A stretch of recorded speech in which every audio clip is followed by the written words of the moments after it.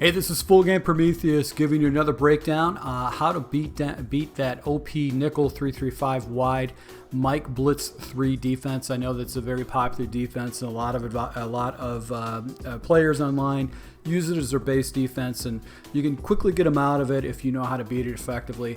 As in a lab, working out of the gun bunch open offset formation. This basically has your bunch formation and has these guys pushed off to the side. You got another wide receiver on the left side and then a running back. You can find this obviously in the Panthers playbook, but we're going to be looking. You can also find this bunch open offset playbook in Indianapolis, Jacksonville Jaguars, Jets, Ravens, Washington, and then I believe also in the spread. So you can find this in multiple different playbooks and pretty much use these strategies with other types of plays. So let's just go ahead and show you how we're going to set up our audibles. So our basic audibles are Y trail, the inside zone, flood, and the RPO peak wide receiver screen.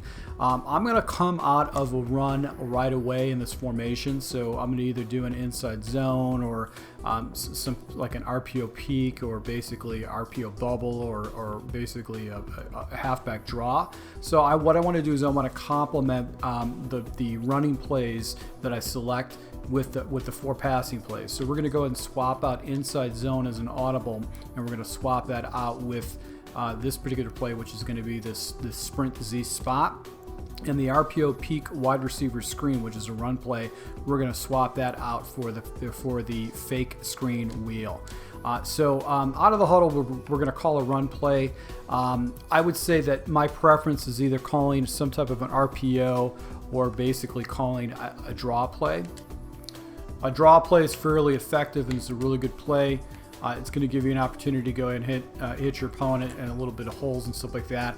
So if you get a good animation with the draw play, it can definitely get you some pretty easy yards underneath, especially if he's really crazy with his user and he takes his guy and tries to take away certain routes and stuff like that. He might actually pull himself out of the position with his user to go ahead and take away some of the other routes that we're going to build off of. Another play you can use is an RPO read bubble. And what's cool about this particular play is you got the bubble that you can hit, and if you get the blocking up to the right, you can actually turn that into a big gainer with the bubble play. So if you get the blocking, you can pick up some pretty good yards. But even if you don't get the blocking, you still can get basically easy yardage. And of course, you can just do the nice little inside zone. You got an out on the left side, but this guy's going to get in that passing lane right there. So you got a defensive back. He's going to basically be able to snatch that. So that's not necessarily a smart play, but it's just a part of the scheme to go ahead and have this bubble. You can do the same variation of this play, but basically have a screen. It might be a little bit more consistent if you got a dominant defensive back off the right-hand side. But here's your passing flats, your running plays that you can use in this scheme. So let's go ahead and take a look at the four passing plays. All right, so here's a good play that you can use against your opponent, which essentially is this Y trail play. And what I like to do is I like to take my inside receiver and actually just slide him over, because that's going to be my first area read that I'm going to use against my opponent. Now, optionally, I can go and do a deep comeback route. I can streak up my wide receiver or leave him as is with a drag, because that will actually give me another place to hit my opponent with. But I want you to watch Anderson and see how he actually gets into like this really goofy area of the zone. Most players, when they're not going to play down with this particular route, they're not going to come down and actually try to user that route away. So even if we do user it, you're still going to be kind of in a weird, goofy area of the zone where you can actually catch your opponent off guard. So that's a good way to go ahead and just force your opponent to actually come down and play that. And that should open up the over-the-top stuff. Slide this guy over. Watch Thomas. He's going to get over the top where you can get a big completion right over the middle. So you probably want to low ball that or back lead pass that so the ball doesn't sail on you. But that's going to force your opponent to try to stop those routes. So you're going to have a low route that's going to be really glitchy. It's going to get past the flat zones, and you're going to have a high route that you can hit them over the top. They get a nice little completion. So another play is going to be this play right here, which is going to be the Sprint XZ spot. And basically what I'm going to do is I'm going to take my inside receiver Anderson and put him in a slant. I'm going to swing out to the right McCaffrey. It's important that you do the swing and not other routes because this is going to pull the defenders out of position. And what's cool about this is that you're going to get this little spot route that's going to just be wide open on the back side like this. So this is a very fast, easy adjustment that you can do. You've also got Moore's route on the opposite side that you can hit early and then late. So you can hit it right here early, or you can actually hit it late with a nice little low ball to get in front of the coverages. So that's another area that he has to defend. And if he chases at that one route, your slant will be open on the back side. So this is a really good play to go ahead and use against people that like to run that meta. Run that 3-3-5 Mike Blitz meta. You can use this sprint and Z spot to hit them in the sidelines and in little spot areas. So let's go ahead and take a look at flood. Now when I run flood,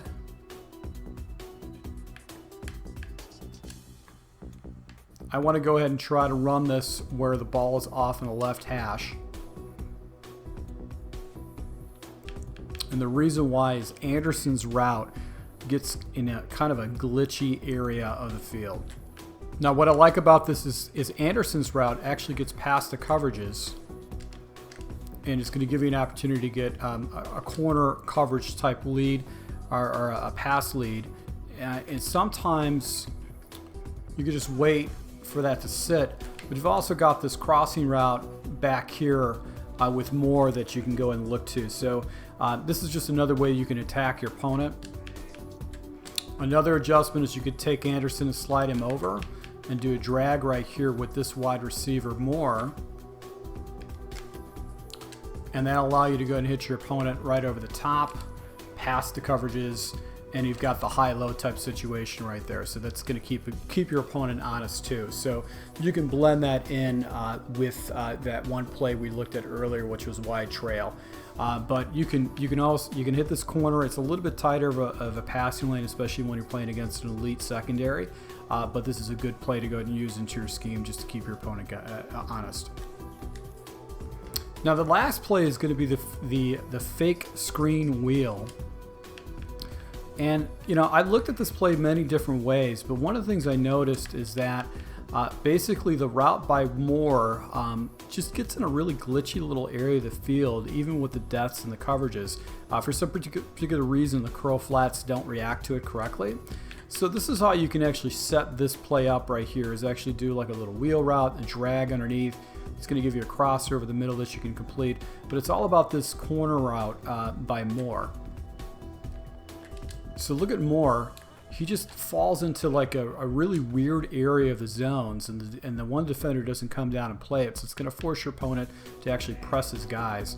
Now another way you can set this up is basically set up an out and a wheel on the left side.